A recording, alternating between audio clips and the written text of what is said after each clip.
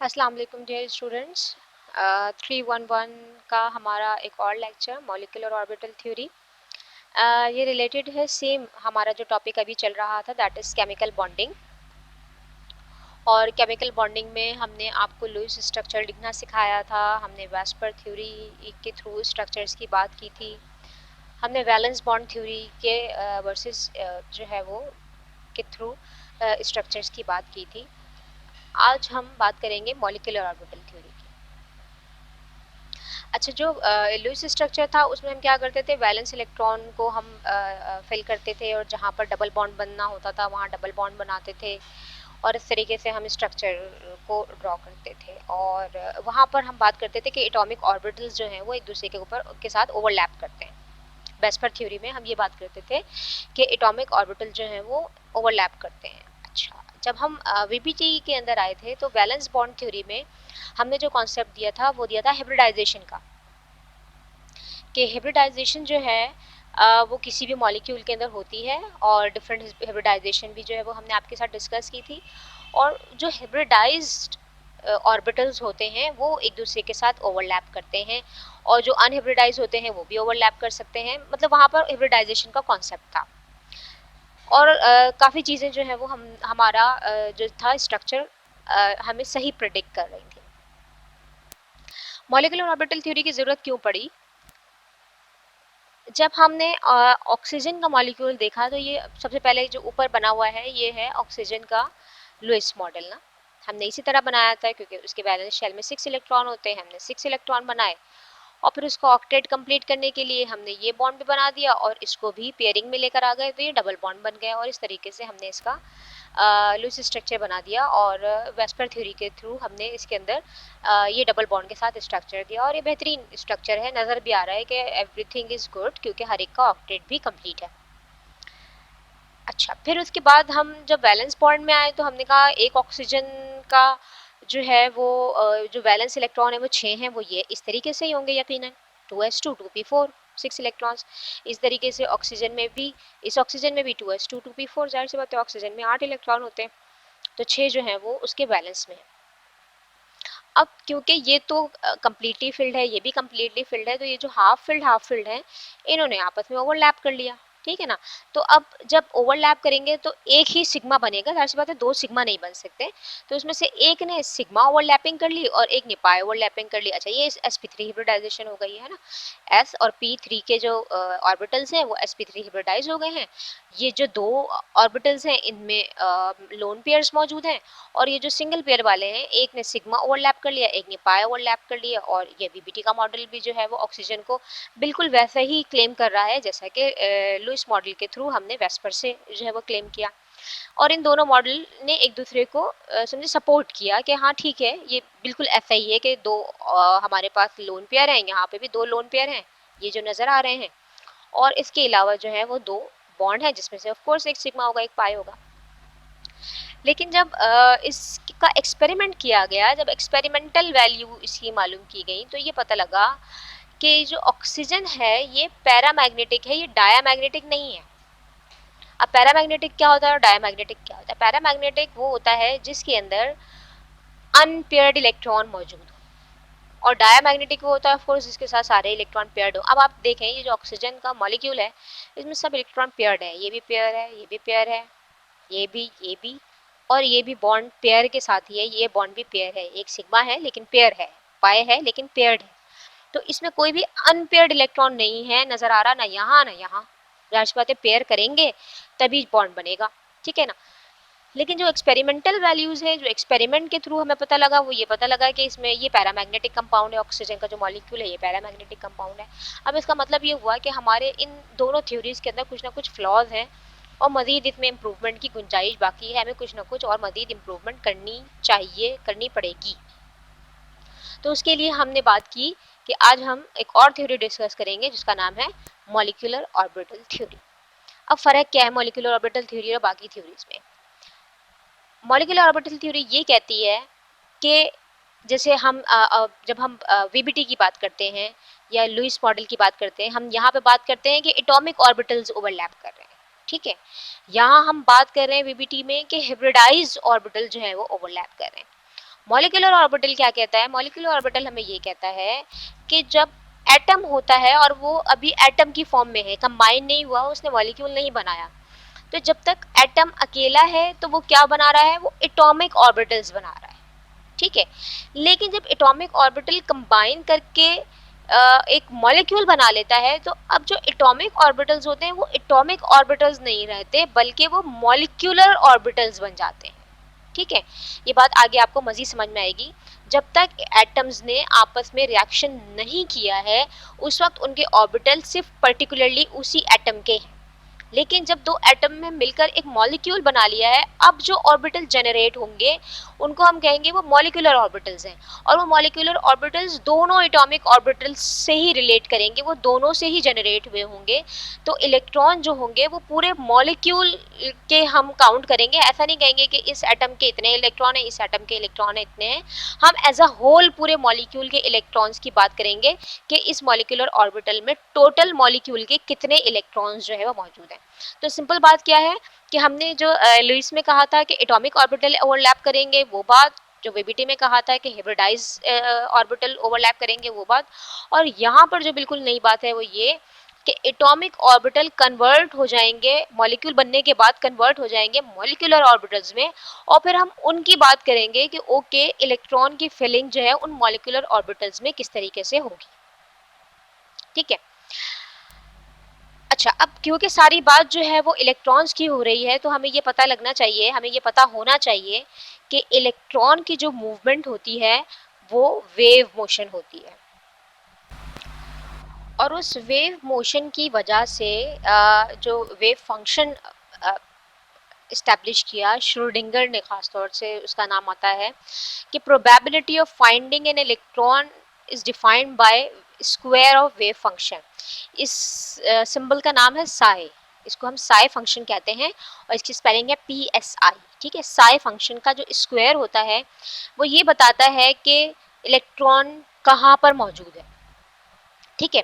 यानी इस साई फंक्शन की कैलकुलेशन करके उसने ये फाइंड आउट किया श्रोडिंगर ने कि प्रोबेबिलिटी ऑफ फाइंडिंग इलेक्ट्रॉन्स ही कहाँ है, और उसी की मदद से, उसी प्रोबेबिलिटी की मदद से श्रोडिंगर ने जो एस ऑर्बिटल की शेप निकाली, तो उसे पता ये लगा कि एस ऑर्बिटल में जो प्रोबेबिलिटी है वो स्फीयर में आ रही है, यानी इलेक्ट्रॉन की जो प्रोबेबिलिटी है हर जगह पर सेम है।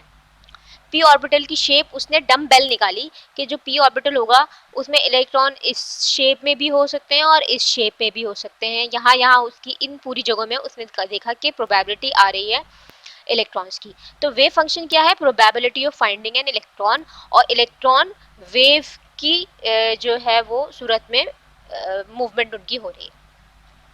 फिर हम बात करते हैं कि in an atom they represent atomic orbital. जब तक एटम एटम है उसका जो ऑर्बिटल है वो एक एटम को ही रिप्रेजेंट कर रहा है, that is atomic orbital. But when we combine two atoms to form molecule, their wave function interact with each other. अब देखिए, दोबारा बात सुनिएगा कि ये जो एटम था जब तक अलग अलग था तो ठीक है, लेकिन जब दो एटम्स पास आए, उन्होंने एक मॉलिक्यूल बनाया, और हमने ऊपर बात की कि मॉलिक्यूलर ऑर्बिटल्स बन जाएंगे, तो वो मॉलिक्यूलर ऑर्बिटल क्यों बनेंगे? वो इस वजह से बनेंगे कि उनके जो वेव होगी, जाहिर सी बात है दो एटम्स हैं, दो अलग अलग इलेक्ट्रॉन्स हैं, हर इलेक्ट्रॉन की अपनी वेव होगी, अपना वेव फंक्शन होगा। तो जो दोनों इलेक्ट्रॉन्स, दोनों एटम्स की जो वेव्स हैं, वो दोनों एटम्स के इलेक्ट्रॉन्स की जो वेव हैं वो आपस में इंटरैक्ट करेंगी, ठीक है। अच्छा, अब ये इंटरैक्शन जो है वो उससे पहले हम ये देख लेते हैं कि डी ब्रुगली की इक्वेशन क्या कहती है। ये डी ब्रुगली की इक्वेशन है, वो ये कह रही है कि ये जो वेवलेंथ है, जिसे हम जाहिर सी बात है लैम्डा कहते हैं, और हमें पता लगता है कि वेव की जो लेंथ होती है उसको हम रिप्रेजेंट करते हैं। तो अभी हम इलेक्ट्रॉन की बात कर रहे हैं, तो मैं इलेक्ट्रॉन की वेवलेंथ की बात कर रही हूँ, ठीक है। एच प्लैंक्स कांस्टेंट है, मास है, वॉल्यूम है। अच्छा, अभी फिलहाल के लिए बात करूँ तो इस इक्वेशन के थ्रू अगर देखें, तो इस इक्वेशन के थ्रू कि अगर कोई भी मास है और वो किसी भी वेलोसिटी से मूव कर रहा है, उसकी कोई ना कोई वेवलेंथ जरूर होगी। यानी इवन मैं और आप भी किसी वेलोसिटी से मूव कर रहे हैं, ठीक है, तो हमारे मास और वेलोसिटी के इनवर्सली प्रोपोर्शन होगा हमारी वेवलेंथ। यानी हम भी यानी दुनिया की हर चीज इन the form of wave move कर रही है, सिर्फ इलेक्ट्रॉन नहीं, दुनिया की हर चीज इन the form of wave move कर रही है। बस फर्क ये है कि हमारा मास इतना ज्यादा है, या ये वेलोसिटी जो है वो इनका जो कॉम्बिनेशन है वो इतना ज्यादा है कि वेवलेंथ इतनी छोटी हो जाती है, इतनी कम हो जाती है कि हमारे अंदर वो वेवलेंथ ऑब्जर्व नहीं हो सकती। ऐसी बात है, वेवलेंथ नैनोमीटर में होती है, हमारी जो चौड़ाई है वो तो मीटर्स में चल रही होती है, ठीक है ना। तो हमारे हमारे मास के हिसाब से वो वेवलेंथ ऑब्जर्वेबल नहीं है, ठीक है।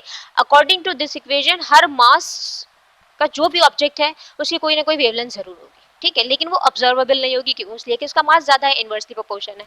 लेकिन इलेक्ट्रॉन का क्योंकि मास कम होता है, बल्कि बहुत ही कम होता है, इस वजह से उसकी जो वेवलेंथ होती है वो ऑब्जर्वेबल होती है, उसे ऑब्जर्व किया जा सकता है, उसे नापा जा सकता है, उसे देखा जा सकता है।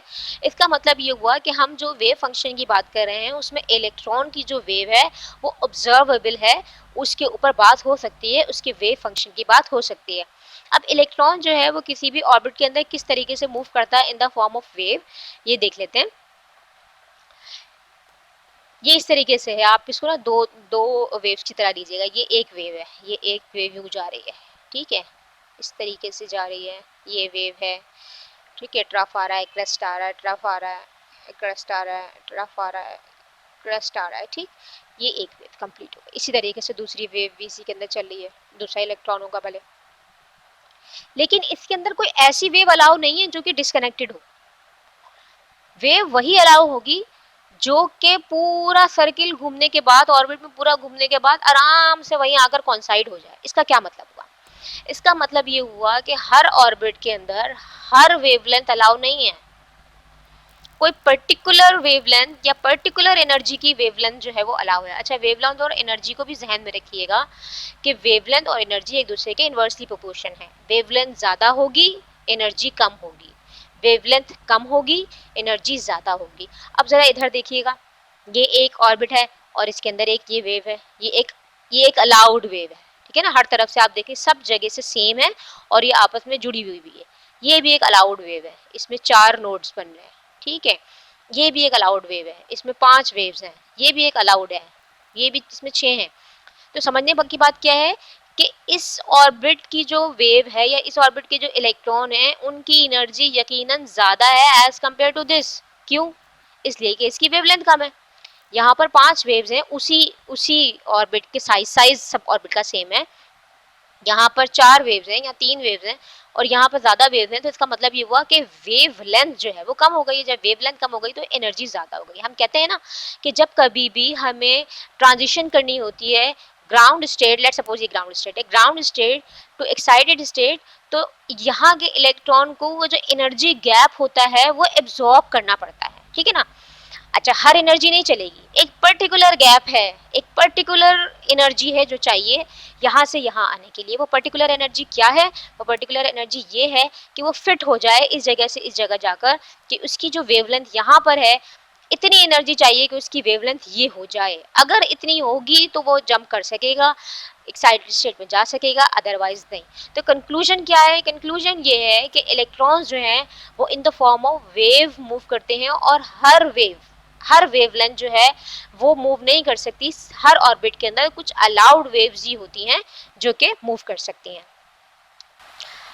अच्छा, अब जब हम वेव्स की बात करते हैं तो हमें ये भी पता है कि जब वेव्स अच्छा, वेव्स कहाँ से आ रही हैं? एटम से आ रही हैं। एटम के अंदर जो इलेक्ट्रॉन्स हैं उनकी मूवमेंट जो है वो वेवी है, और जब एक एटम दूसरे एटम के पास मिल रहा है, मॉलिक्यूल बना रहा है, तो एक एटम के जो इलेक्ट्रॉन का वेव फंक्शन है वो दूसरे एटम के इलेक्ट्रॉन्स के वेव फंक्शन के साथ इंटरेक्ट करेगा, और क्योंकि ये वेव्स हैं तो ये इंटरेक्ट करेंगी, ठीक है। 3 बातें हो सकती हैं भाई, या तो ये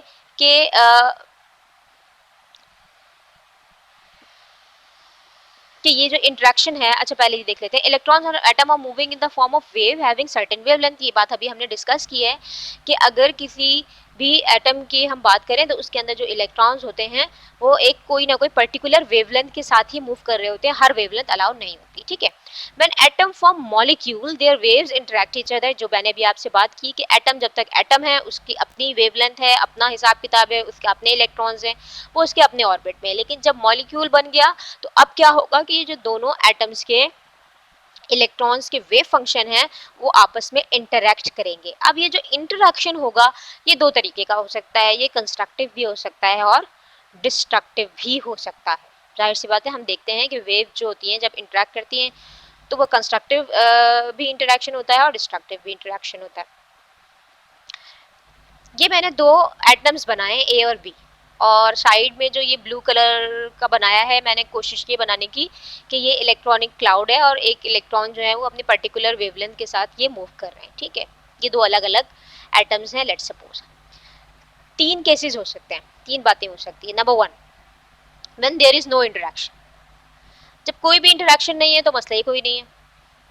जो ए के इलेक्ट्रॉन्स हैं वो ए के पास मौजूद हैं, जो बी के इलेक्ट्रॉन्स हैं वो बी के पास मौजूद हैं, और कोई बात नहीं है। बस ये साई ए स्क्वायर वो इससे बिलोंग कर रहा है और साई बी स्क्वायर जो है वो इससे बिलोंग कर रहा है। Sai square probability of finding electron, दोबारा से ध्यान में रखिएगा, सिर्फ साई नहीं, साई का स्क्वायर जो है वो प्रोबेबिलिटी ऑफ फाइंडिंग इलेक्ट्रॉन्स है, ठीक है। तो अभी कोई इंटरेक्शन नहीं है तो इसके इलेक्ट्रॉन इसके पास, इसके इलेक्ट्रॉन इसके पास। अब हमने जब बात की कि पॉजिटिव इंटरेक्शन होगा या कंस्ट्रक्टिव इंटरेक्शन होगा तो क्या बात हो सकती है। When there is a positive interaction, किसका positive interaction, psi function of A atom and psi function of B atom का पॉजिटिव इंटरेक्शन हुआ है प्लस साइन के साथ, कंस्ट्रक्टिव इंटरफेरेंस हो रहा है।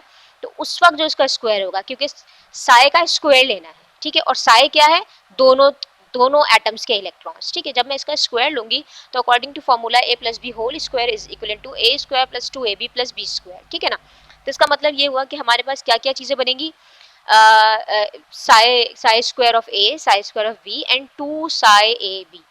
अब ये तो ठीक है, इलेक्ट्रॉन्स ए के जो थे वो ए के पास रहेंगे, जो बी के थे वो बी के पास रहेंगे, लेकिन इसके साथ साथ एक और प्रोबेबिलिटी आ रही है और वो ये है कि कोई जगह ऐसी भी है जहां ए के इलेक्ट्रॉन भी हैं और बी के इलेक्ट्रॉन भी हैं, ठीक है। ये वो जगह है जहां पर ए के इलेक्ट्रॉन भी हैं और बी के इलेक्ट्रॉन भी हैं। पॉजिटिव साइन का मतलब है कि इसकी एनर्जी जो है वो इस काबिल है कि यहाँ पर इलेक्ट्रॉन हो सकते हैं, और जाहिर सी बात है इलेक्ट्रॉन कहाँ होते हैं, जब एनर्जी कम होती है।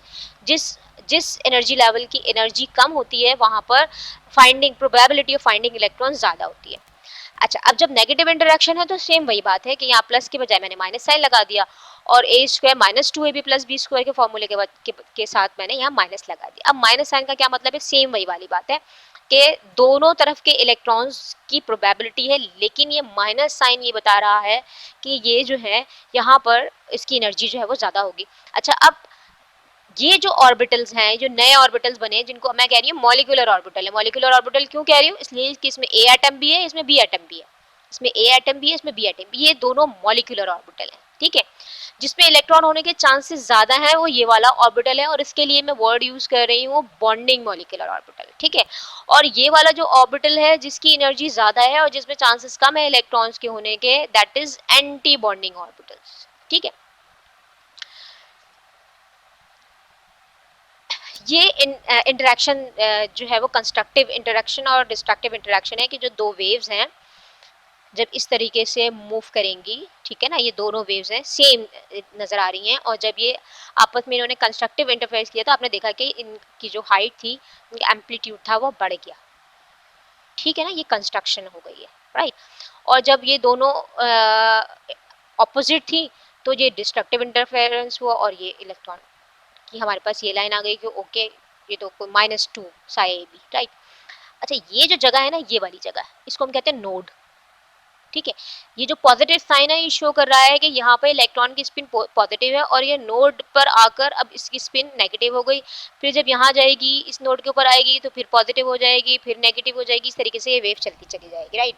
तो ये जो नोड है ना, यहाँ पे प्रोबेबिलिटी ऑफ फाइंडिंग इलेक्ट्रॉन 0 होता है अकॉर्डिंग टू कैलकुलेशन, यहाँ पर प्रोबेबिलिटी ऑफ फाइंडिंग इलेक्ट्रॉन 0 होता है। इसी चीज़ को एक और इक्वेशन के थ्रू एक और फिगर के थ्रू दिखाया है, वो इस तरीके से कि लेट सपोज ये हाइड्रोजन की हम बात करें, एक 1s ऑर्बिटल है, एक दूसरा 1s ऑर्बिटल है। जब ये दोनों एटम्स हैं ये अपनी अलग बात है, लेकिन जिस वक्त ये कंबाइन होंगे, एक दूसरे के साथ आएंगे, तो एक बॉन्डिंग मॉलिक्यूलर ऑर्बिटल बनेगा और ये एंटी बॉन्डिंग मॉलिक्यूलर ऑर्बिटल बनेगा, जिसकी मैंने अभी बात की आपसे कि एक की एनर्जी कम होगी और एक की एनर्जी ज्यादा होगी। ठीक है, जो बॉन्डिंग मॉलिक्यूलर ऑर्बिटल है उसके साथ हम आमतौर पर ऐसे निशान बनाते हैं सिग्मा का। सिग्मा भी हो सकता है, ऑफ कोर्स पाई भी हो सकता है। जब हम पी ऑर्बिटल में जाएंगे तो हम देखेंगे कि पाई ऑर्बिटल्स भी हैं, लेकिन ये स्टेरिक का जो निशान है ये शो करता है कि these are anti bonding molecular orbital, और इसका जो नोडल प्लेन है यहाँ पर वो ये शो कर रहा है कि यहाँ पर प्रोबेबिलिटी ऑफ फाइंडिंग इलेक्ट्रॉन 0 है, इस वजह से यहाँ पर बॉन्डिंग नहीं हो सकती। ठीक है, अच्छा, इसी चीज को, ये हाइड्रोजन की हमने बात की है, 1s ऑर्बिटल ऑफ हाइड्रोजन, ये 1s ऑर्बिटल ऑफ हाइड्रोजन, दोनों में एक एक इलेक्ट्रॉन मौजूद है, राइट। अच्छा, अब यहाँ पर अगर हम आए तो ये मैंने हाइड्रोजन की ही ली है, या 1s ऑर्बिटल की जो ये वाली एग्जाम्पल थी इसी को ही फिगर रिप्रेजेंटेशन है इसकी, कि ये 1s का एटॉमिक ऑर्बिटल है, ये 1s का एटॉमिक ऑर्बिटल है। अच्छा, इस बात को जहन में रखिएगा, जो लाइंस है ना ये बहुत इंपॉर्टेंट है कि किस जगह बनी हुई है। ठीक है, क्योंकि ये एनर्जी को शो कर रहे हैं, ये एनर्जी को शो कर रही है। ये यहाँ बनी हुई है, यहाँ बनी हुई है, बिल्कुल आमने सामने बिल्कुल बराबर है, इसका मतलब इन दोनों की एनर्जी बराबर है। ये 1s ऑर्बिटल एटॉमिक ऑर्बिटल है, ये भी 1s एटॉमिक ऑर्बिटल है, दोनों की एनर्जी सेम है। लेकिन जिस वक्त मॉलिक्यूल बन गया तो अब इनमें से ये जब मिल जाएंगे, तो क्योंकि ये दो ऑर्बिटल्स हैं, दो एटॉमिक ऑर्बिटल्स हैं, तो जो मॉलिक्यूलर ऑर्बिटल बनेंगे तो वो भी दो होंगे। ठीक है, जो मॉलिक्यूलर ऑर्बिटल्स बनेंगे वो भी दो होंगे, लेकिन एक बॉन्डिंग होगा, एक एंटी बॉन्डिंग होगा। या यूं कहिए कि जितने भी एटॉमिक ऑर्बिटल्स का सम होगा उसमें से आधे बॉन्डिंग में चले जाएंगे, आधे एंटी बॉन्डिंग में चले जाएंगे। फॉर एग्जांपल अगर यहाँ पी ऑर्बिटल है तो 3 इधर हैं और 3 इधर हैं। ठीक है, तो टोटल 6 हो गए, तो उन 6 में से आधे यानी 3 बॉन्डिंग बना लेंगे और 3 एंटी बॉन्डिंग बना लेंगे। तो अभी तो मैं ऐसे 1s की बात कर रही हूँ, तो 1s और atomic orbital, 1s atomic orbital, और इन दोनों के मिलने से, क्योंकि दो और एटॉमिक ऑर्बिटल्स हैं तो दो मॉलिक्यूलर ऑर्बिटल बनेंगे, और दोनों मॉलिक्यूलर ऑर्बिटल में से एक बॉन्डिंग है और एक एंटी बॉन्डिंग है। और देखिए स्टेरिक बना हुआ है, इसका मतलब ही यही है कि ये एंटी बॉन्डिंग है। दोबारा देखिए कि बॉन्डिंग की जो एनर्जी है वो कम है, ये जो लाइन शो कर रही है मैंने आपको कहा है इसके ऊपर ध्यान रखना है, ये एनर्जी को शो कर रही है कि 1s जो ओरिजिनली एटॉमिक ऑर्बिटल थे उनके मुकाबले में इसकी एनर्जी कम हो गई है बॉन्डिंग मॉलिक्यूलर ऑर्बिटल की। और एंटी बॉन्डिंग की जो एनर्जी है, एंटी बॉन्डिंग मॉलिक्यूलर ऑर्बिटल की जो एनर्जी है वो एज कंपेयर टू जो ओरिजिनल एटॉमिक ऑर्बिटल्स हैं उनसे ज़्यादा हो गई है। तो इसका मतलब ये हुआ कि जो दोनों मॉलिक्यूलर ऑर्बिटल थे उनमें से एक की एनर्जी कम हो गई, एक की एनर्जी ज़्यादा हो गई, बिल्कुल वैसे ही जैसे मैंने अभी आपको यहाँ पर बताया। ठीक है, एक बॉन्डिंग बना, एक एंटी बॉन्डिंग बना, एक की एनर्जी कम, एक की एनर्जी ज़्यादा, तो हम इसको कहते हैं मॉलिक्यूलर ऑर्बिटल डायग्राम। ठीक है, तो अभी तो हम सिर्फ 1s की बात कर रहे हैं, अब हम मॉलिक्यूल लेकर बात करेंगे कि एक पर्टिकुलर मॉलिक्यूल को लेकर हम अब एक एग्जाम्पल को डिस्कस करेंगे कि मॉलिक्यूलर ऑर्बिटल थ्योरी की जो ये डायग्राम है ये हमारे किस काम आने वाली है। ओके, ये है हाइड्रोजन का मॉलिक्यूल H2।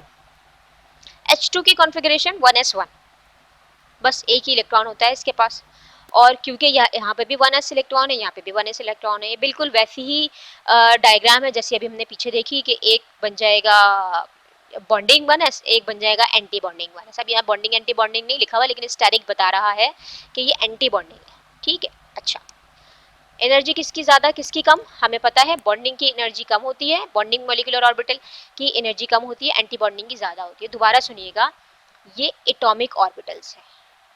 ठीक है, ये एटॉमिक ऑर्बिटल्स है। अच्छा, अभी ये फिलहाल ये समझिए कि यहाँ पे ये इलेक्ट्रॉन अभी फिल्ड नहीं है, ये खाली है, अभी मैं कंस्ट्रक्ट करने जा रही हूँ। ठीक है, ये एक एटॉमिक ऑर्बिटल है, ये एक एटॉमिक ऑर्बिटल है, और जब मैंने मॉलिक्यूलर ऑर्बिटल बनाया तो इन दो में से एक को मैंने बॉन्डिंग बना दिया, एक को एंटी बॉन्डिंग बना दिया। अभी लेट सपोज ये भी खाली है और ये भी खाली है। अब मेरे पास टोटल इलेक्ट्रॉन कितने, दोनों एटम्स के मिलाकर टोटल इलेक्ट्रॉन्स कितने कितने हैं जनाब, एक यहाँ से है और एक यहाँ से, दो इलेक्ट्रॉन्स, और इन दो इलेक्ट्रॉन्स को मुझे इसमें फिल करना है। अभी ये भी खाली है लेट सपोज और ये भी खाली है, मुझे दो इलेक्ट्रॉन्स को फिल करना है। तो जाहिर सी बात है ऐसे ही होगा कि एक एक इलेक्ट्रॉन अगर मैं यहाँ फिल करूंगी तो दूसरा भी यही जाएगा, ऐसा तो नहीं ना कि दूसरा यहाँ चला जाएगा। जब तक यहाँ पेयरअप नहीं होगा, जब तक दूसरा इलेक्ट्रॉन यहाँ नहीं जा सकता। ठीक, क्योंकि इसकी एनर्जी ज़्यादा है। तो अब 2 इलेक्ट्रॉन को फिल क्या करना है कि जितने भी टोटल इलेक्ट्रॉन हैं उनको हम फिल करेंगे मॉलिक्यूलर ऑर्बिटल में। ठीक है, दोबारा से देखते हैं। पहले हमने क्या किया, एटॉमिक ऑर्बिटल लिए, एटॉमिक ऑर्बिटल से हमने मॉलिक्यूलर ऑर्बिटल बनाए, उनको कनेक्ट किया, उससे पता लगा कि ये कहाँ से आ रहे हैं। अब ये जो मॉलिक्यूलर ऑर्बिटल है, एक्चुअली ये जो मॉलिक्यूलर ऑर्बिटल है वो इसका भी है, इसका भी है, नहीं पता। अब नहीं पता कि इसमें से कौन सा वाला ये वाला है, कौन सा वाला इससे आ रहा है। इन दोनों के कॉम्बिनेशन से बने हैं एक एटॉमिक ऑर्बिटल से, दो एटॉमिक ऑर्बिटल से दो मॉलिक्यूलर ऑर्बिटल बने हैं, और अभी फिलहाल ये खाली हैं। जब जब ये मॉलिक्यूलर ऑर्बिटल डायग्राम बन जाएगी, खाली मॉलिक्यूलर ऑर्बिटल डायग्राम बन जाएगी, उसके बाद जो नेक्स्ट स्टेप होगा वो ये होगा कि हम इसमें इलेक्ट्रॉन की फिलिंग करेंगे। और इलेक्ट्रॉन की फिलिंग कैसे करेंगे कि हम ये देखेंगे टोटल इलेक्ट्रॉन कितने हैं और टोटल इलेक्ट्रॉन की फिलिंग करेंगे। तो हमने देखा पहला इलेक्ट्रॉन और दूसरा इलेक्ट्रॉन हमने दोनों यहाँ डाल दिए, और हमने ये देखा कि ओके, ये हमारे पास एक मॉलिक्यूलर ऑर्बिटल डायग्राम जो है वो बन गई है। अब इस मॉलिक्यूलर ऑर्बिटल डायग्राम का फायदा क्या है? फायदा ये है कि हम इससे with the help of one formula हम इससे बॉन्ड ऑर्डर मालूम कर सकते हैं। बॉन्ड ऑर्डर का मतलब ये है कि हाइड्रोजन और हाइड्रोजन के बीच में कितने बॉन्ड बने हुए हैं। बॉन्ड ऑर्डर का जो फॉर्मूला है वो ये है कि number of electrons in bonding molecular orbital minus number of electrons in anti bonding molecular orbital divided by 2। यानी बॉन्डिंग मॉलिक्यूलर ऑर्बिटल में जितने इलेक्ट्रॉन्स हैं उनको माइनस कर दें एंटी बॉन्डिंग मॉलिक्यूलर ऑर्बिटल में जितने इलेक्ट्रॉन्स हैं। तो यहाँ पर अगर हम देखें तो बॉन्डिंग में 2 है और एंटी बॉन्डिंग में 0 है। ठीक है ना? तो अगर 2 में से 0 को माइनस करें, बॉन्डिंग में 2 है और एंटी बॉन्डिंग में 0, तो 2 में से 0 को माइनस करें 2 आ जाएगा, 2 डिवाइड बाय 2 1। इसका मतलब बॉन्ड ऑर्डर 1 है, यानी कि हाइड्रोजन और हाइड्रोजन के दरमियान एक सिंगल बॉन्ड मौजूद है, that is an stable molecule. ठीक है, क्योंकि बॉन्ड ऑर्डर 1 ये रिप्रेजेंट कर रहा है। अच्छा, एक और एग्जांपल लेते हैं। ये एग्जांपल है हीलियम की। हीलियम का क्या होता है? इलेक्ट्रॉनिक कॉन्फ़िगरेशन 1s2, 2 इलेक्ट्रॉन्स होते हैं, 2 इलेक्ट्रॉन 1s2। तो अभी हम ये सपोज करते हैं कि अभी इसमें इलेक्ट्रॉन की फिलिंग नहीं हुई भी। ठीक है, ये एक एटॉमिक ऑर्बिटल है, ये एक एटॉमिक ऑर्बिटल है, इसमें भी 2 इलेक्ट्रॉन्स हैं, इसमें भी 2 इलेक्ट्रॉन्स हैं। क्योंकि 2 एटॉमिक ऑर्बिटल हैं इसलिए 2 ही मॉलिक्यूलर ऑर्बिटल बनेंगे। आधे बॉन्डिंग में चले जाएंगे, आधे एंटी बॉन्डिंग में चले जाएंगे। इस तरीके से मैंने बिल्कुल सेम जैसी हाइड्रोजन की मॉलिक्यूलर ऑर्बिटल डायग्राम बनाई थी वैसे ही मैंने बना ली है, लेकिन अभी ये एम्प्टी है। अब इलेक्ट्रॉन की फिलिंग करेंगे। कितने इलेक्ट्रॉन की फिलिंग करेंगे? 2 यहाँ है, 2 यहाँ है, टोटल 4 इलेक्ट्रॉन है जिसमें मुझे इनको फिल करना है। ठीक है, अब इलेक्ट्रॉन की फिलिंग देखिएगा, 1 2 3 4। ठीक है, 4 इलेक्ट्रॉन थे, चारों मैंने फिल कर दिए। ठीक है, अब अगर मैं इसका बॉन्ड ऑर्डर निकालूं, और फॉर्मूला क्या है? फॉर्मूला ये है number of electrons in bonding molecular orbital minus number of electron in anti bonding molecular orbital, और यहाँ दोनों में 2 हैं। तो जरा देखिएगा सूरत हाल क्या बनेगी। 2 माइनस 2 डिवाइड बाय 2 0। इसका मतलब पॉसिबिलिटी ही नहीं है कि हीलियम के साथ बॉन्ड बनाकर He2 बना ले। बॉन्ड ऑर्डर 0 का मतलब है कि ये मॉलिक्यूल पॉसिबल ही नहीं है, बनना ही पॉसिबल नहीं है। मॉलिक्यूलर ऑर्बिटल थ्योरी हमें ये क्लू भी दे रही है कि ये स्टेबल मॉलिक्यूल हो ही नहीं सकता। क्यों? इसलिए कि इसका बॉन्ड ऑर्डर 0 है। ठीक है, अच्छा, अब हम चलते हैं उस एग्जाम्पल की तरफ जहाँ से हमने अपनी बात शुरू की थी कि ऑक्सीजन जो है उसके साथ हमारा क्या मसला था, जो हमने कही थी वैलेंस बॉन्ड थ्योरी और लुईस स्ट्रक्चर जो है वो उसको डायामैग्नेटिक बता रहे हैं, जबकि एक्चुअली वो पैरामैग्नेटिक है। तो अभी हम देखते हैं कि ये है ऑक्सीजन के एटॉमिक ऑर्बिटल और ये है atomic orbital of another oxygen. ठीक है ना, molecular orbital diagram of oxygen है ये एक ऑक्सीजन के एटॉमिक ऑर्बिटल है, एक ऑक्सीजन के एटॉमिक ऑर्बिटल है। ऑक्सीजन में 8 इलेक्ट्रॉन होते हैं और बैलेंस में 6 होते हैं, 2s2 2p4, 2s2 2p4, 2s2 2p4। ठीक है, अब अभी फिलहाल समझिएगा कि इसमें भी इलेक्ट्रॉन्स नहीं है। ठीक है, अभी मैं सिर्फ मॉलिक्यूलर ऑर्बिटल बनाना आपको बता रही हूँ। तो s की तो हमें बनानी आती है, एक ऑर्बिटल ये रहा, एक ऑर्बिटल ये रहा, तो इसका मतलब ये हुआ 2 एटॉमिक ऑर्बिटल है तो 2 एंटी बॉन्डिंग, 2 मॉलिक्यूलर ऑर्बिटल बनेंगे। आधे बॉन्डिंग में चले जाएंगे, आधे एंटी बॉन्डिंग में चले जाएंगे। तो एक बन गया बॉन्डिंग, एक बन गया एंटी बॉन्डिंग। ये एनर्जी का फर्क बहुत जहन में रहे कि एक जो है ये जो बॉन्डिंग वाला है वो इससे लोअर एनर्जी पर है और जो एंटी बॉन्डिंग है वो इससे हाईएस्ट एनर्जी पर है। ठीक है, अच्छा अब चलते हैं पी की तरफ। पी में है 4 इलेक्ट्रॉन। पी में 3 किस्म के ऑर्बिटल्स होते हैं, एक होता है पी एक्स, एक होता है पी वाई, एक होता है पी जेड। अब उन तीनों में मुझे नहीं पता कौन सा पी एक्स है, कौन सा पी वाई है, कौन सा पी जेड है, और ये चौथा इलेक्ट्रॉन कहाँ है ये भी नहीं पता मुझे कि पी एक्स में है, पी वाई में है, पी जेड में है। क्यों? इसलिए कि सबकी एनर्जी सेम है, किसी में भी हो सकता है, ठीक है ना। लेकिन जिसमें भी इलेक्ट्रॉन होगा, हमें इंपॉर्टेंट बात ये पता है कि जो पी ऑर्बिटल है वो एक ही सिग्मा बॉन्ड बना सकते हैं, बाकी जो 2 पी ऑर्बिटल है वो पाई बॉन्ड ही बनाएंगे, ठीक है ना। पी की जब ओवरलैपिंग होगी, चाहे पी एक्स से करे, चाहे पी वाई से करे, चाहे पी जेड करे, कोई भी प्लेन के अंदर अगर होंगे, ऑन द प्लेन अगर ओवरलैपिंग होगी तो वो सिग्मा होगी, बाकी 2 ला महाला पाई ही बनाएंगे, वो सिग्मा बना ही नहीं सकते। तो एक्चुअली ये जो 3 पी ऑर्बिटल है, मैं इनको कैरेक्टराइज कर सकती हूँ कि इन 3 पी ऑर्बिटल में से एक सिग्मा पी ऑर्बिटल है और 2 पाई पी ऑर्बिटल है। तो जो सिग्मा वाला होगा उसकी एनर्जी डिफरेंट होगी, जो पाई वाला होगा उसकी एनर्जी डिफरेंट होगी। यहाँ ऐसा मसला नहीं था, यहाँ एस का एक ही ऑर्बिटल था, ये भी एस का एक ही ऑर्बिटल था, एक बॉन्डिंग बन गया, एक एंटी बॉन्डिंग बन गया। यहाँ थोड़ा सा प्रॉब्लम है, ये पी ऑर्बिटल जो हैं वो वैसे तो एनर्जी सबकी सेम है, लेकिन इनमें से कोई एक है जो कि सिग्मा बॉन्ड भी बना सकता है। तो जो सिग्मा बॉन्ड बना सकता है उसकी एनर्जी कम है, और जो पाई बॉन्ड बना सकते हैं उनकी एनर्जी ज़्यादा भी है और एक जैसी भी है। दोनों पाई ऑर्बिटल्स की एनर्जी सेम है, देख रहे हैं ना, बिल्कुल बराबर बराबर बने हुए, और इस सिग्मा की एनर्जी इन दोनों के मुकाबले में कम है, ठीक है। अच्छा, अब इसके एंटी बॉन्डिंग देखें, स्टार बने हुए, जो एंटी बॉन्डिंग है वहां पर भी स्टार बने हुए हैं, और दोनों के जो पाए हैं वो सेम एनर्जी के हैं, और जो सिग्मा स्टार है वो सबसे ऊपर सबसे हाईएस्ट एनर्जी का है। तो अब आप जरा देखिएगा कि ये 3 और ये 3 टोटल कितने हो गए? 6।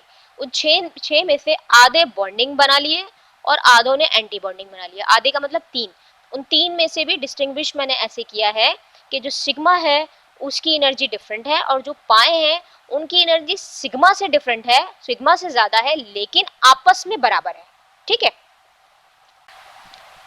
मैंने आपसे कहा कि अभी हम ये देख रहे हैं कि हमने अभी इलेक्ट्रॉन की फिलिंग नहीं की है, अभी हमने जस्ट मॉलिक्यूलर ऑर्बिटल डायग्राम बनाया, ठीक है। इलेक्ट्रॉन की फिलिंग अब हम करने जा रहे हैं।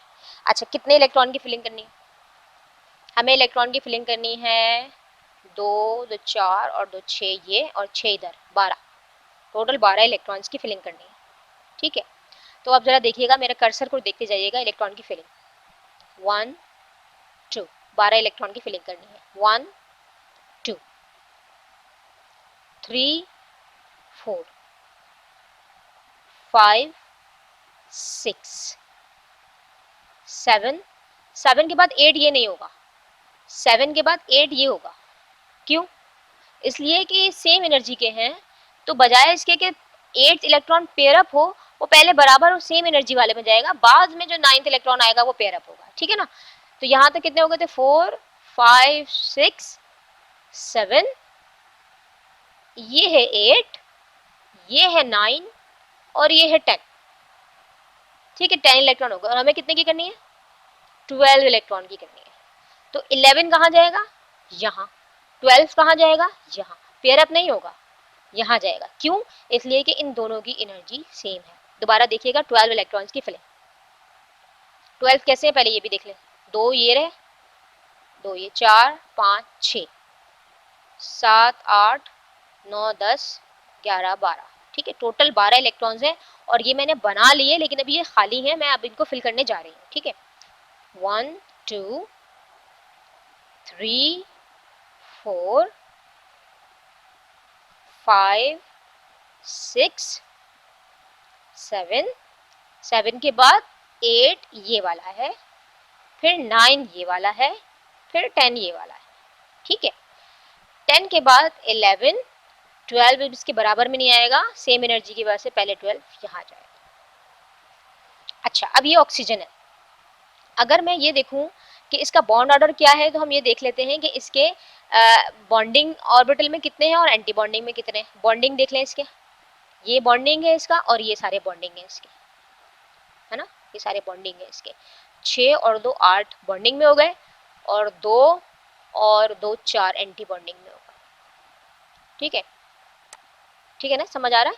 2 2 4 2 6 और 2 8 जो है वो बॉन्डिंग मॉलिक्यूलर ऑर्बिटल में है, और ये वाले ये दोनों एंटी बॉन्डिंग है ना, ये भी एंटी बॉन्डिंग स्टार बना हुआ है, ये भी एंटी बॉन्डिंग स्टार बना हुआ है। तो इसमें जो है वो 4 इलेक्ट्रॉन्स है। तो अब इसका बॉन्ड ऑर्डर जरा देखिए क्या निकलता है। बॉन्डिंग मॉलिक्यूलर ऑर्बिटल में 8 है, एंटी बॉन्डिंग में 4 है। डिवाइड किया 4 आएगा, 4 को 2 से डिवाइड करेंगे, बॉन्ड ऑर्डर आ जाएगा 2। 2 का मतलब क्या, ऑक्सीजन ऑक्सीजन के दरमियान डबल बॉन्ड है। तो बात भी पूरी हो गई कि ऑक्सीजन और ऑक्सीजन के दरमियान डबल बॉन्ड ही होता है, और वो मसला भी हल हो गया जो हम कह रहे थे कि जो है वो ये पैरामैग्नेटिक इन नेचर क्यों है। पैरामैग्नेटिक इन नेचर इसलिए है, पैरामैग्नेटिक इन नेचर इसलिए है क्योंकि यहाँ पर इलेक्ट्रॉन्स अनपेयर्ड मौजूद हैं।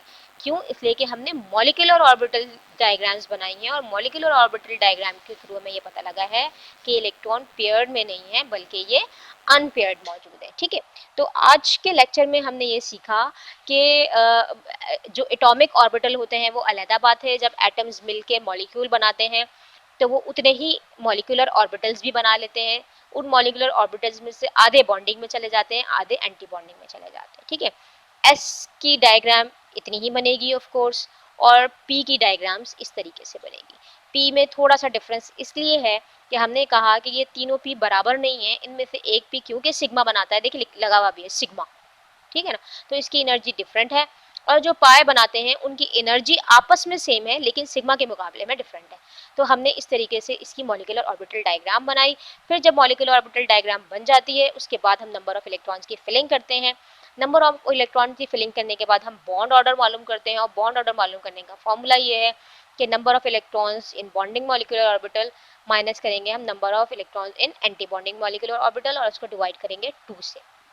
तो हमें इसी तरीके से मॉलिक्यूलर ऑर्बिटल से मैग्नेटिज्म का भी पता लगता है कि ये पैरामैग्नेटिक है या डायमैग्नेटिक है, और हमें इसके बॉन्ड ऑर्डर का भी पता लग जाता है। तो वो जो शुरू में हमने जो बात की थी ऑक्सीजन की, वो मॉलिक्यूलर ऑर्बिटल थ्योरी से सॉल्व हो जाती है। आई होप कि आपने ये लेक्चर अंडरस्टैंड कर लिया होगा। अच्छा, ये हमारा लास्ट टॉपिक था, और आज हमारा सिलेबस भी कंप्लीट हो गया है।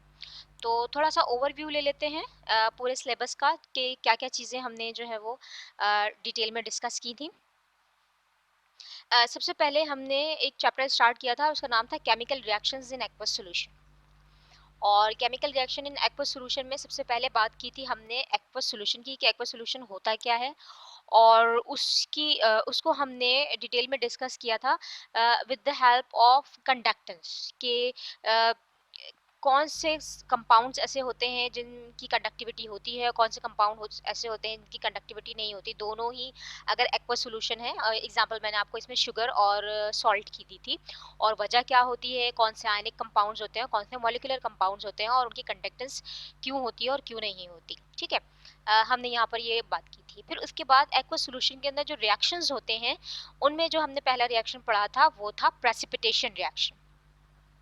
प्रेसिपिटेशन रिएक्शन में हमने आपको कॉन्सेप्ट दिया था प्रेसिपिटेट्स का, और ये बताया था कि कौन से कंपाउंड्स होंगे जो कि सॉल्युबल होंगे और इनसॉल्युबल होंगे। अगर आपको याद हो तो यहाँ हमने एक चार्ट बनवाया था आपको, और वहाँ आपको कुछ एनाइंस के बारे में और कुछ कटाइंस के बारे में बताया था कि ये लाजमी तौर पर सॉल्युबल होते हैं। थोड़ा सा ओवरव्यू देती हूँ कि एसीटेट नाइट्रेट के बारे में हमने ये कहा था कि ये इनके सारे ही जो सॉल्ट्स होंगे, अगर उनमें नाइट्रेट है या एसीटेट है तो वो हमेशा सॉल्युबल होंगे। इसी तरीके से अगर किसी सॉल्ट के साथ अल्कली मेटल्स हैं यानी सोडियम पोटेशियम वगैरह है या फिर अमोनियम है, तो ये सारे सॉल्ट भी हमेशा सॉल्युबल होते हैं। और कौन से सॉल्ट हमेशा इनसॉल्युबल होते हैं हमने उनकी भी आपको जो है वो चार्ट के थ्रू ये बताया था। फिर उसके बाद हमने आपको प्रेसिपिटेशन रिएक्शन की इक्वेशन लिखना सिखाई थी, और उसमें जो एग्जांपल दी थी हमने कि ओके अगर ये 2 सॉल्ट हैं उनको मिलाएं तो क्या बनेगा, प्रोडक्ट आपसे पूछा था, और उन प्रोडक्ट में आपको पहचानना था कि उसमें इनसॉल्युबल कौन सा है यानी प्रेसिपिटेट्स किस चीज़ के बनेंगे। फिर हमने आपको उसकी मॉलिक्यूलर इक्वेशन लिखवाई थी। फिर उसी को तोड़कर हमने आपको कहा था कि इसकी कंप्लीट आयनिक इक्वेशन लिखिए, और फिर वहीं पर हमने कैंसिलेशन करके नेट आयनिक इक्वेशन की आपको एग्जांपल करवाई थी, और ये हमने काफ़ी सारी एग्जांपल से आपको इसको डिटेल में डिस्कस किया था। नेक्स्ट रिएक्शन जो हमने डिस्कस किया था वो था एसिड बेस रिएक्शन, और एसिड बेस रिएक्शन में मैंने आपसे जो डिस्कशन की थी वो हमने कहा था हम सिर्फ ब्रॉन्स्टड लॉरी थ्योरी को देखेंगे, और इसी के थ्रू हमने एसिड और बेस को डिटेल में डिस्कस किया था। और वहीं हमने ये सीखा था कि वाटर जो है एज एन एसिड भी बिहेव करता है, एज अ बेस भी बिहेव करता है। इसकी हमने एग्जांपल देखी थी कि अगर वाटर जो है वो अमोनिया के साथ रिएक्ट कर रहा है तो किस तरीके से रिएक्ट कर रहा है, अगर वाटर HCl के साथ रिएक्ट कर रहा है तो उसकी नेचर बिल्कुल चेंज है। और वहीं से हमने एक कॉन्सेप्ट लिया था कि जब वाटर वाटर के मॉलिक्यूल के साथ रिएक्ट करेगा तो क्या बनेगा, और वहीं से पीएच स्केल का कॉन्सेप्ट आपको दिया था। और पीएच स्केल की जो वैल्यू थी या रेंज थी वो किस बात पर डिपेंड कर रही थी, वो के डब्ल्यू वैल्यू पर डिपेंड कर रही थी, जो कि 1 एक्सपोनेंट -14 थी। और यही वजह थी, हमने आपको बताया था कि जो पीएच स्केल है वो 14 तक का होता है। फिर कुछ कैलकुलेशंस की थी रिगार्डिंग पीएच एंड पीओएच, और ये हमने कैलकुलेशन एसिडिक सॉल्यूशन की भी की थी और बेसिक की भी। और यहाँ ये बात बहुत अच्छे तरीके से ध्यान में रखनी चाहिए कि एसिडिक सॉल्यूशन की पीएच भी होती है और पीओएच भी होती है, ठीक है, दोनों ही कैलकुलेट की जा सकती हैं। लेकिन अगर सॉल्यूशन एसिडिक है तो पहले उसकी पीएच कैलकुलेट की जाएगी, फिर उसको माइनस करके पीओएच कैलकुलेट किया जाएगा। और अगर बेसिक सॉल्यूशन है तो पहले पीओएच मालूम की जाएगी और उसके बाद जो है वो उसको पीएच में चेंज किया जा सकता है माइनस करके। अच्छा, यहाँ पर हमने एक चीज़ आपसे और डिस्कस की थी, और वो ये कि के डब्ल्यू वैल्यू डिसाइड करेगी कि आपकी न्यूट्रल पीएच क्या होगी। वो हमेशा 7 नहीं होती, बल्कि ये डिपेंड करती है कि के डब्ल्यू वैल्यू क्या है। और वहीं हमने आपको एक एग्जांपल ड्यूट्रियम वाले वाटर की दी थी, DTO की, जहाँ हमने देखा था कि पीएच स्केल जो था वो 14 से अबव था। यही वजह थी कि वहाँ पर जो न्यूट्रल पीएच थी वो 7 से अबव थी। अच्छा, कैलकुलेशंस जो थे हमने की थी पीएच और pOH of very diluted acidic and basic solution. अगर आपको याद हो तो हमने इसमें HCl की कंसंट्रेशन एक्सपोनेंट -9 में ली थी और आपको कहा था कि उसकी पीएच कैलकुलेट कीजिए। तो हम सिंपल तरीके से जो पीएच कैलकुलेट करते हैं, यहाँ हमने सिंपल तरीका यूज़ नहीं किया था, बल्कि हमने यहाँ पर वाटर को भी कहा था कि अब वाटर जो है वो उस डाइल्यूटेड HCl से भी ज़्यादा एसिडिक हो गया है। क्यों? इसलिए कि वो तो फिर भी 10 एक्सपोनेंशियल -7 दे रहा है, जबकि जो हमारा HCl था, वो जो मैंने एग्जांपल ली थी, आई थिंक 10 की पावर -9 की ली थी। तो वहाँ पर जो वाटर के प्रोटॉन्स हैं हमने उनको भी ऐड किया था जब वेरी डाइल्यूटेड था, ठीक है ना। और ये एग्जांपल हमने HCl की ली थी, और पीओएच के केस में हम सोडियम हाइड्रोक्साइड की एग्जांपल ले सकते हैं। अच्छा, उसके बाद जो हमने रिएक्शन देखा था वो था रिडॉक्स रिएक्शन।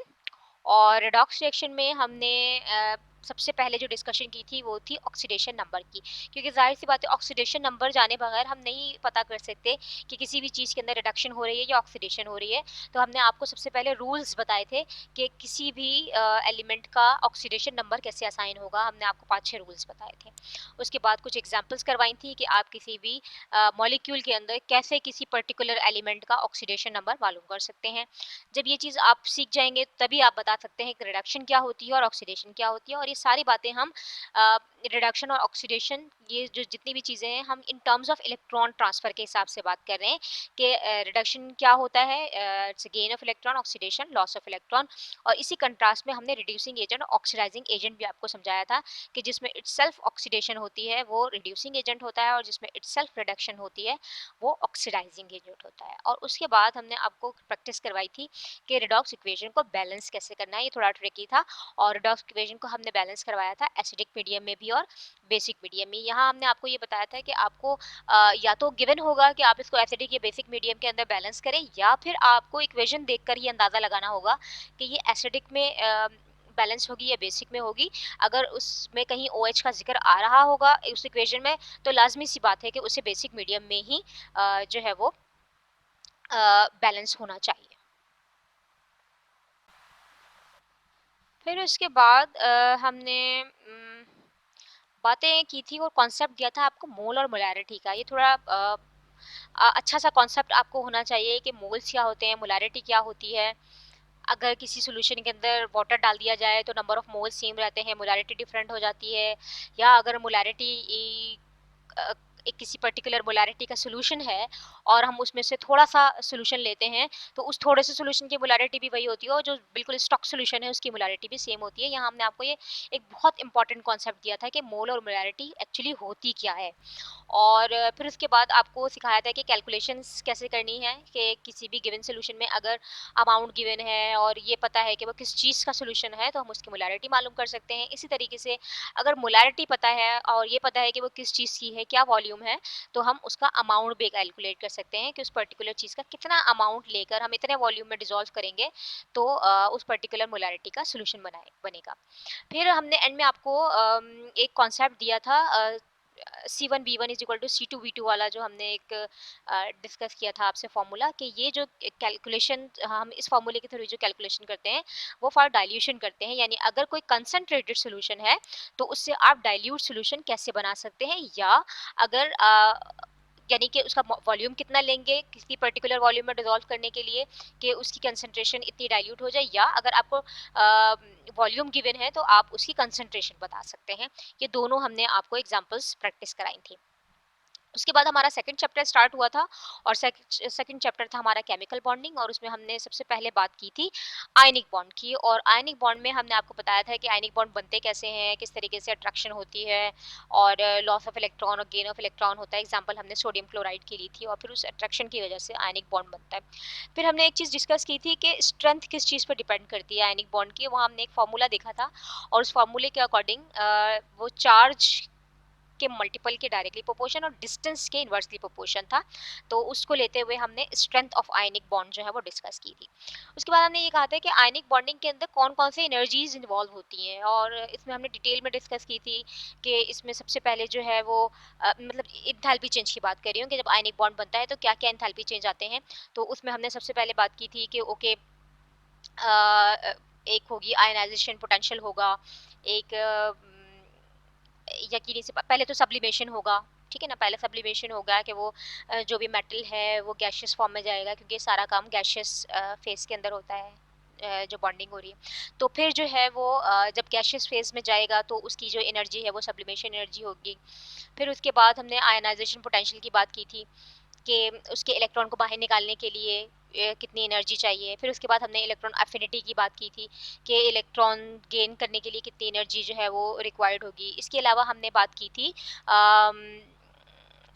एटमाइजेशन की, कि क्लोरीन के केस में हमने कहा था कि ओके Cl2 जो है वो अलग-अलग हो जाएंगे Cl और फिर उसके बाद सबसे एंड में हमने लैटिस एनर्जी की बात की। तो ये जितनी भी एनर्जीज इन्वॉल्व थी आयनिक बॉन्डिंग में हमने उनको वन बाय वन डिस्कस किया था, और इससे रिलेटेड न्यूमेरिकल्स किए थे, और इन न्यूमेरिकल्स में हमने जो है वो एक साइकिल बनाया था और जिसका नाम था बॉन्ड हैबर साइकिल, और ये सारी एनर्जी की इन्वॉल्वमेंट के साथ था।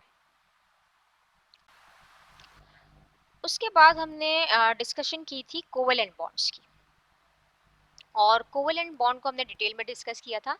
और सबसे पहली चीज़ हमने जो देखी थी वो ये कि हमने आपको सबसे पहले लुईस स्ट्रक्चर लिखना सिखाया था, कि कैसे जो है वो डॉट सराउंडिंग में डालकर हम इलेक्ट्रॉन्स जो हैं वो रिप्रेजेंट करते हैं किसी लुईस स्ट्रक्चर में। और लुईस स्ट्रक्चर को सपोर्ट किया था हमने ऑक्टेट रूल से, कि कैसा बेस्ट स्ट्रक्चर बनेगा लुईस स्ट्रक्चर जब हम ऑक्टेट रूल को फॉलो करेंगे। लेकिन हमने यकीनन उसमें कुछ एक्सेप्शंस भी देखी थी। अच्छा, ऑक्टेट रूल के अलावा हमने एक चीज़ और भी देखी थी उसी लुईस स्ट्रक्चर में, दैट इज़ फॉर्मल चार्ज। कि फॉर्मल चार्ज भी हमें हेल्प करता है कि कौन सा स्ट्रक्चर जो है वो बेस्ट होगा किसी भी मॉलिक्यूल का। हमने यहाँ पर जो एग्जांपल ली थी CS2 की एग्जांपल ली थी, कि फॉर्मल चार्ज में ने बताया था कि कार्बन को मिड में आना चाहिए, सल्फर को मिड में आना चाहिए। फिर कोवेलेंट बॉन्ड को मजीद हमने डिस्कस किया था with the help of valence shell electron pair repulsion theory, जिसमें हमने बताया था कि जब एटम्स मॉलिक्यूल बनाएंगे तो मॉलिक्यूल के जितने नंबर ऑफ बॉन्ड्स होंगे वो एक पर्टिकुलर एंगल पर जाकर अरेंज होंगे। जैसे 2 बॉन्ड्स होंगे तो वो लीनियर होगा, 3 होंगे तो ट्राइगोनल प्लेन होगा एंड सो ऑन। और यही ज्योमेट्री हमने VBT यानी बैलेंस बॉन्ड थ्योरी के अंदर डिस्कस की थी। और बैलेंस बॉन्ड थ्योरी में हमने हाइब्रिडाइजेशन की बात की थी, कि हाइब्रिडाइज्ड होंगे जो ऑर्बिटल्स होंगे वो हाइब्रिडाइज होंगे, और हाइब्रिडाइजेशन के बाद उनकी ओवरलैपिंग होगी। और उस हाइब्रिडाइजेशन से भी हमने काफ़ी अच्छे मॉलिक्यूल को डिस्क्राइब किया था, उनके स्ट्रक्चर्स को। और जो लास्ट हमने आज डिस्कस किया है वो है मॉलिक्यूलर ऑर्बिटल थ्योरी। और मॉलिक्यूलर ऑर्बिटल थ्योरी में हमने ये बहुत अच्छे तरीके से देखा कि कुछ जो फ्लॉज रह गए थे VBT में और वेस्पर थ्योरी से जो चीज़ें एक्सप्लेन नहीं हो रही थी, उन्हें हम मॉलिक्यूलर ऑर्बिटल थ्योरी के साथ भी एक्सप्लेन कर सकते हैं। ये ऑफ कोर्स थोड़ा इंट्रोडक्शन था सिर्फ मॉलिक्यूलर ऑर्बिटल थ्योरी का। नेक्स्ट क्लासेस में आप जाएंगे तो आप इसे मजीद डिटेल में देखेंगे, लेकिन कॉन्सेप्ट बेसिक जो है वो यही रहेगी कि जब एटम्स मॉलिक्यूल में कन्वर्ट हो जाते हैं तो एटॉमिक ऑर्बिटल्स जो होते हैं वो मॉलिक्यूलर ऑर्बिटल्स होते हैं, जिसमें से हाफ जो होते हैं वो बॉन्डिंग होते हैं, हाफ एंटी बॉन्डिंग होते हैं। यही बेसिक है, और जो नेक्स्ट आप क्लासेस में पढ़ेंगे ऑफ कोर्स वो इसी तरह की कोई चीज़ होगी। तो ये था हमारा लास्ट लेक्चर, और इस लास्ट लेक्चर में हमने मॉलिक्यूलर ऑर्बिटल थ्योरी को एक्सप्लेन किया और ओवरव्यू दिया आपको आपके सिलेबस का। सिलेबस आपका कंप्लीट हो गया है। आई होप कि आप लोग इससे अच्छे तरीके से गो थ्रू होंगे और सारी चीज़ें क्लियर होंगी। अगर क्लियर नहीं है इन केस, तो आप यकीनन मुझसे कांटेक्ट कर सकते हैं। ईमेल एड्रेसेस आपके पास हैं, ईमेल एड्रेस के ऊपर आप मुझे भेज सकते हैं अपना कोई भी क्वेश्चन हो, या आप यहाँ कमेंट में भी अपने प्रॉब्लम्स जो हैं वो मुझसे डिस्कस कर सकते हैं। Okay students, wish you good luck. अल्लाह हाफ़िज़।